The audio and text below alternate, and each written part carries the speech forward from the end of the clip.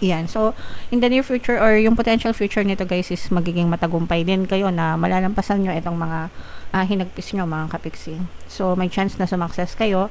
And sabi ko nga guys, no, focus kayo sa mga blessings nyo para mas lalo kayong sumakses mga kapiksi, no. Bilangin nyo yung mga, literal na bilangin nyo talaga yung mga blessings and yung mga magagandang experiences nyo guys para more blessings din yung inyong matamasa pa. Alright?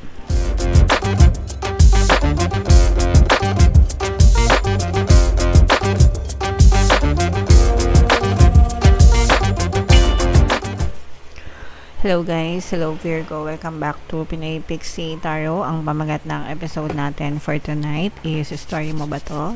Ito ay isang timeless reading mga kapixie para sa Virgo, Sun, Moon, Rising Sign, and Venus. Sa reading na to guys, titingnan natin where you are right now, mga potential and challenges nyo, what you need to focus on, your past, present, and future energy guys, mga suggested approach, and yung potential future ng story nyo. So, shuffle ko yung cards guys. Hanapin natin yung energy ng Virgo.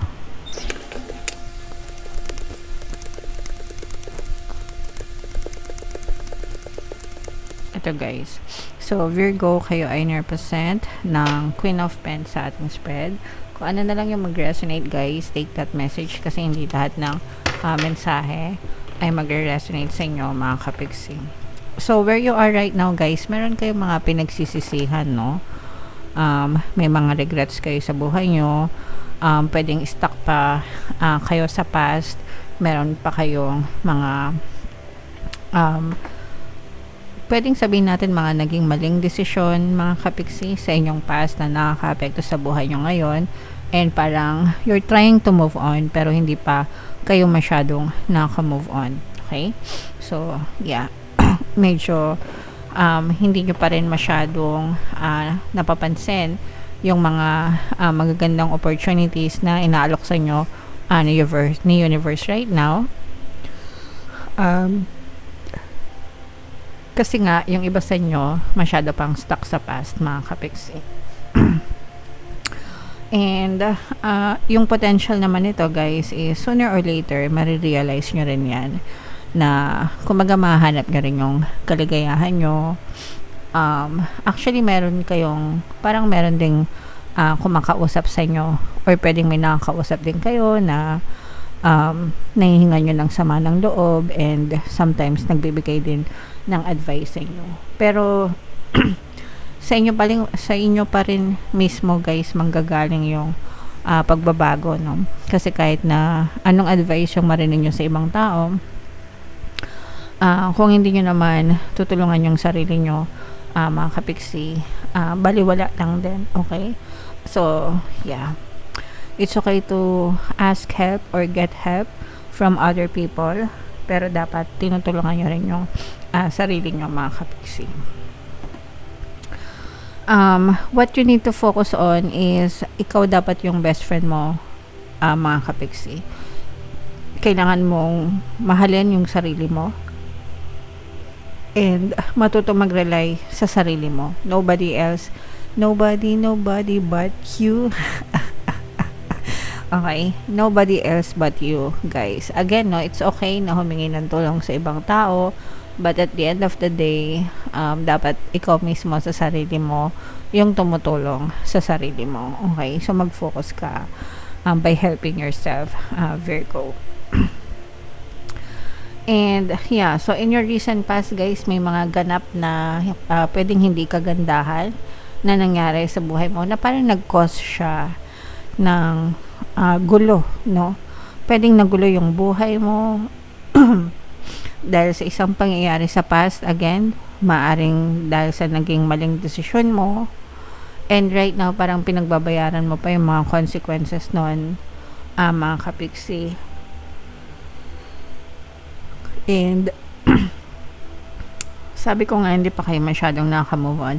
And okay lang yan guys kasi makakalimutan nyo rin yan, no? Makaka-move on din kayo. Basta wag nyo na lang masyadong isipin mga kapiksi. And kumbaga libangan nyo rin yung sarili nyo, guys. Don't make yourself suffer more. by reminiscing the past. Okay? So again, kailangan mong tulungan ng sarili mo, Virgo. And yung greatest strength mo, marami kayong blessings sa buhay nyo. Pero pwedeng hindi nyo na-experience yun, mga kapiksi, or hindi nyo na-appreciate.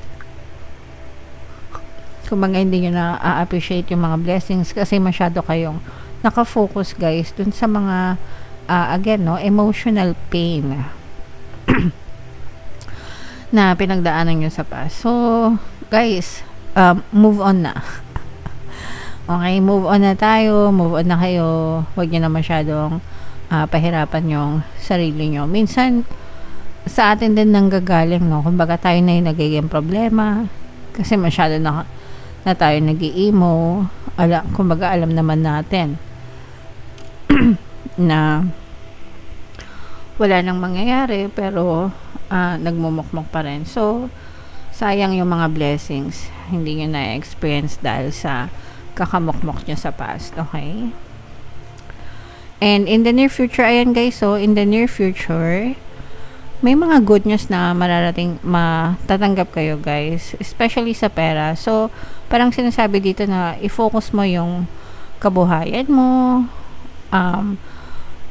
pagkakakitaan mo. May mga ganong tao, guys, no? Marami dyan kapiksi na nagko-comment, especially kung broken-hearted sila. Either broken-hearted sila sa love life or sa family nila, binubuhos nila yung attention nila sa trabaho nila, sa negosyo nila, and nagiging maganda yung resulta. So kayo ganun din, guys, no? Kasi kumbaga dito nyo muna ibuhos yung attention nyo, diba? Nakakalimutan mo na yung mga problema mo, at the same time pwede ka pang umasenso. So mag-focus muna kayo sa inyong kabuhayan, Virgo. Ayan, no? So suggested approach, guys, talagang yung iba sa nyo medyo hindi talaga kayo makatulog ng maayos. So unahin nyo muna yon yung kasi you have a lot of stress, guys, no? Marami kayong stress. For some of you, nabubuhay kayo sa worry, sa anxiety. So kailangan nyo i-address yun, mga kapiksi. Meditation, yung number 1 na makakatulong sa inyo. Pangalawa, kailangan nyo talagang libangin yung sarili nyo, para hindi, kasi pag nililibang nyo yung sarili nyo, guys, napuputol yung negative pattern of thoughts. So mag-enjoy kayo. Excuse me. Go out with your friends, do something that you love, diba? Maghanap kayo ng mga hobbies, maghanap kayo ng mapaglilibangan nyo. So kailangan nyo talagang tulungan yung sarili nyo, mga kapiksi. And what you need to know, guys, no, this is an air sign energy. Dadating din yung time, guys, na makapag-isip din kayo ng tama. Ito, parang dadating to kasi sawa na kayo magmukmok. Salamat naman. And magkakaroon din kayo ng clarity of the mind, mga kapiksi. So sana soon na yan para hindi na kayo mahirapan, guys. And this is a fire element, Aries, Leo, Sagittarius. So ito, guys, nakikita natin na may mga taong magsasalba sa'yo, may mga taong tutulong sa'yo. So labas-labas kayo, guys, and talk to your friends and talk to your family, especially sa mga kapiksi natin na nade-depress, no? Kasi this is more about moving on, mga kapiksi, yung stuck sa past. So kailangan nyo talaga ng katulong. But then again, sabi ko nga, kahit marami pang tao na kumausap sa inyo, ikaw pa rin yung number 1 na tutulong sa sarili mo. Okay? Yan. So, in the near future or yung potential future nito, guys, is magiging matagumpay din kayo na malalampasan nyo itong mga hinagpis nyo, mga kapiksi. So, may chance na sumakses kayo. And sabi ko nga, guys, no, focus kayo sa mga blessings nyo para mas lalo kayong sumakses, mga kapiksi, no? Bilangin nyo yung mga, literal na bilangin nyo talaga yung mga blessings and yung mga magagandang experiences nyo, guys, para more blessings din yung inyong matamasa pa. Alright? So, comment down below if story nyo yan, Virgo, if naka-resonate ba kayo. And buno tayo ng isa pang card para sa inyong additional na mensahe. Habang sinashuffle ko to guys, panoorin nyo muna yung video natin regarding sa ating paano mag-manifest ng abundance video course. Kapiksi, sawa ka na ba sa mga struggles at hirap sa buhay mo? Masipag ka ba at masikap sa buhay ngunit hindi ka pa rin umaasenso? Ilang beses ka na bang nag-attempt mag-negosyo at mag-invest pero palagi ka pa rin nalulugi? Sa pagkakataon na ito ay maaaring may subconscious beliefs ka na nagiging balakid sa iyong pag-unlad at pagyaman. Introducing, paano mag-manifest ng abundance video course. Dito ay matututunan mong ma-overcome ang mga balakid mo para tuluyan ka ng umunlad, umasenso, sumagana, maging matagumpay, successful at maswerte sa iyong kabuhayan, pera, trabaho, negosyo, salapi at kaperahan ng bonggang-bongga. Dali, mag-send na ng email sa pinoypixitaro@gmail.com at simulan na ang iyong pagyaman ngayon. Alright. So, sa lahat ng gusto mag-avail ng course, guys, naka-flash sa screen nyo. Una, meron tayong paano mag-manifest ng abundance video course. Meron din tayong paano mawala ang third party at magkaroon ng harmonious na relationship. And meron din tayong paano pabalikin si ex, revised breakup. Sa mga interesado, guys, mag-send lang kayo ng email sa pinoypixitaro@gmail.com. So, Virgo, guys, ito yung additional namin sa inyo. Be present, okay? Tapos na yung past, no? So, itong past na to, guys, kalimutan nyo na. Move on. Be present. Hindi na kayo pwedeng masaktan ng past.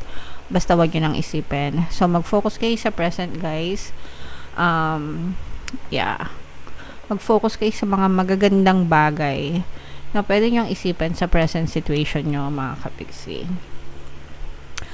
So, basahin natin, guys. Your full presence is the greatest gift you can give yourself and others. Life is happening right now, in this moment. Today is the only day that matters. Yan yung palagi kong sinasabi sa inyo, guys. Yung ngayon lang yung importante.